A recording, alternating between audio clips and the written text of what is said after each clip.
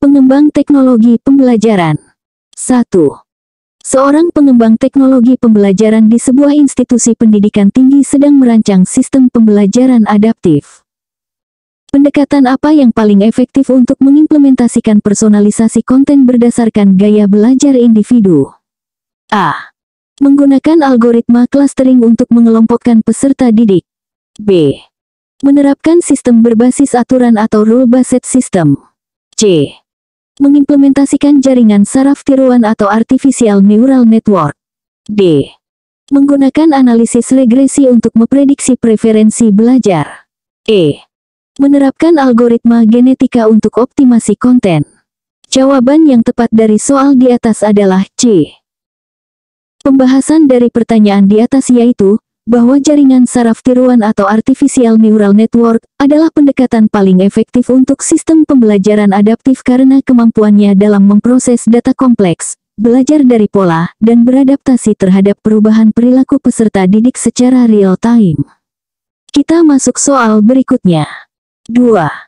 Dalam pengembangan modul e-learning interaktif, pengembang teknologi pembelajaran menggunakan teknik branching scenario. Apa keuntungan utama dari pendekatan ini? A. Mengurangi beban kognitif peserta didik. B. Meningkatkan kecepatan loading konten. C. Memungkinkan pembelajaran yang dipersonalisasi. D. Meminimalkan kebutuhan bandwidth. E. Memudahkan proses pembaruan konten. Jawaban yang tepat dari soal di atas adalah C.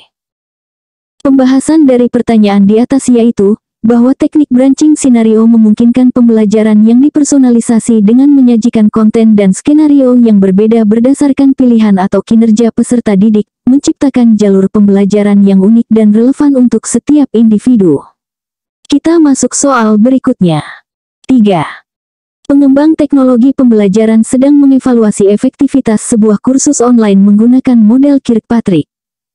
Pada level mana evaluasi harus fokus untuk mengukur perubahan perilaku jangka panjang peserta didik di tempat kerja? A. Level 1 reaksi. B. Level 2 pembelajaran. C. Level 3 perilaku. D. Level 4 hasil. E. Level 5 ROI. Jawaban yang tepat dari soal di atas adalah C. Pembahasan dari pertanyaan di atas yaitu, bahwa level 3 atau perilaku, dalam model evaluasi Kirkpatrick fokus pada mengukur sejauh mana peserta didik menerapkan apa yang telah mereka pelajari ke dalam pekerjaan mereka, mencerminkan perubahan perilaku jangka panjang sebagai hasil dari pelatihan. Kita masuk soal berikutnya. 4. Seorang pengembang teknologi pembelajaran menggunakan teknik microlearning dalam merancang program pelatihan karyawan. Berapa durasi optimal untuk setiap modul microlearning agar efektif? A. 1-2 menit. B. 3-5 menit. C. 10-15 menit. D. 20-30 menit. E. 45-60 menit. Jawaban yang tepat dari soal di atas adalah B. Pembahasan dari pertanyaan di atas yaitu, bahwa durasi optimal untuk modul microlearning adalah 3-5 menit. Rentang waktu ini cukup singkat untuk mempertahankan fokus dan engagement peserta didik, namun cukup panjang untuk menyampaikan satu konsep atau keterampilan spesifik secara efektif. Kita masuk soal berikutnya. 5. Dalam merancang asesmen berbasis kinerja untuk kursus online, pengembang teknologi pembelajaran harus mempertimbangkan validitas konstruk. Apa yang dimaksud dengan validitas konstruk dalam konteks ini? A. Sejauh mana penilaian mencakup seluruh materi kursus? B. Tingkat konsistensi hasil penilaian antar waktu. C. Kemampuan penilaian untuk mengukur keterampilan yang dimaksud. D. Kesesuaian penilaian dengan standar industri. E. Efisiensi penilaian dalam hal waktu dan sumber daya. Jawaban yang tepat dari soal di atas adalah C. Pembahasan dari pertanyaan di atas yaitu, bahwa validitas konstruk mengacu pada sejauh mana suatu penilaian benar-benar mengukur keterampilan atau kemampuan yang dimaksud. Dalam konteks asesmen berbasis kinerja, ini berarti memastikan bahwa tugas-tugas penilaian secara akurat mencerminkan dan mengukur kompetensi yang ingin dievaluasi. Kita masuk soal berikutnya. 6. Pengembang teknologi pembelajaran sedang mengimplementasikan sistem manajemen pembelajaran atau LMS baru di sebuah universitas. Apa tantangan utama dalam proses migrasi data dari sistem lama ke sistem baru? A. Meningkatkan kecepatan akses pengguna. B. Memastikan kompatibilitas format data. C. Mengurangi biaya lisensi perangkat lunak. D. Meningkatkan fitur kolaborasi real-time. E. Mengoptimalkan antarmuka pengguna mobile. Jawaban yang tepat dari soal di atas adalah B. Pembahasan dari pertanyaan di atas yaitu, bahwa tantangan utama dalam migrasi data antar LMS adalah memastikan kompatibilitas format data. Ini melibatkan konversi dan mapping data dari sistem lama ke struktur database sistem baru, memastikan integritas dan konsistensi informasi seperti catatan siswa, materi kursus, dan data penilaian. Kita masuk soal berikutnya. 7. Dalam mengembangkan simulasi virtual untuk pelatihan prosedur medis, pengembang teknologi pembelajaran menggunakan teknik fidelity scaling. Apa implikasi utama dari penerapan high fidelity dalam simulasi ini? A. Mengurangi waktu pengembangan. B. Meningkatkan transfer pembelajaran. C. Menurunkan biaya perangkat keras. D. Mempermudah pemeliharaan sistem. E. Meningkatkan aksesibilitas pengguna. Jawaban yang tepat dari soal di atas adalah B.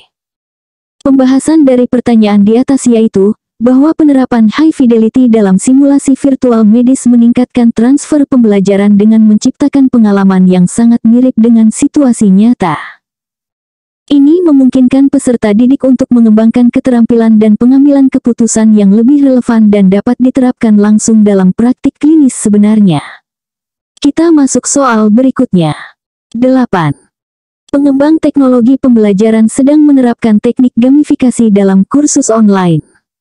Elemen gamifikasi mana yang paling efektif untuk meningkatkan motivasi intrinsik peserta didik jangka panjang? A. Leaderboard kompetitif. B. Sistem poin dan badge. C. Narasi dan storyline yang mendalam. D. Reward eksternal seperti hadiah fisik. E. Timer dan batasan waktu ketat. Jawaban yang tepat dari soal di atas adalah C. Pembahasan dari pertanyaan di atas yaitu, bahwa narasi dan storyline yang mendalam adalah elemen gamifikasi yang paling efektif untuk meningkatkan motivasi intrinsik jangka panjang. Ini menciptakan konteks yang bermakna dan keterlibatan emosional, mendorong peserta didik untuk terlibat dengan konten pembelajaran karena minat dan ketertarikan pribadi, bukan hanya untuk mendapatkan penghargaan eksternal. Kita masuk soal berikutnya. 9. Seorang pengembang teknologi pembelajaran sedang merancang sistem penilaian otomatis untuk esai menggunakan kecerdasan buatan. Apa tantangan etis utama yang harus dipertimbangkan dalam implementasi sistem ini? A. Kecepatan pemrosesan data. B. Skalabilitas sistem. C. Bias dan keadilan algoritma. D. Efisiensi penggunaan energi. E. Integrasi dengan LMS yang ada. Jawaban yang tepat dari soal di atas adalah C. Pembahasan dari pertanyaan di atas yaitu, bahwa tantangan etis utama dalam sistem penilaian otomatis berbasis AI adalah bias dan keadilan algoritma. Ini melibatkan memastikan bahwa sistem tidak mendiskriminasi berdasarkan faktor-faktor seperti latar belakang budaya, gaya penulisan, atau penggunaan bahasa non-standar, serta mampu menilai pemikiran kritis dan kreativitas secara adil. Kita masuk soal berikutnya. 10. Dalam mengembangkan objek pembelajaran yang dapat digunakan kembali atau Reusable Learning Objects, RLO, pengembang teknologi pembelajaran harus mempertimbangkan granularitas. Apa implikasi dari menggunakan granularitas yang terlalu tinggi dalam desain RLO? A. Meningkatkan fleksibilitas penggunaan. B. Mengurangi kebutuhan metadata. C. Mempercepat waktu loading. D. Menurunkan potensi reusabilitas. E. Meningkatkan interoperabilitas sistem. Jawaban yang tepat dari soal di atas adalah D.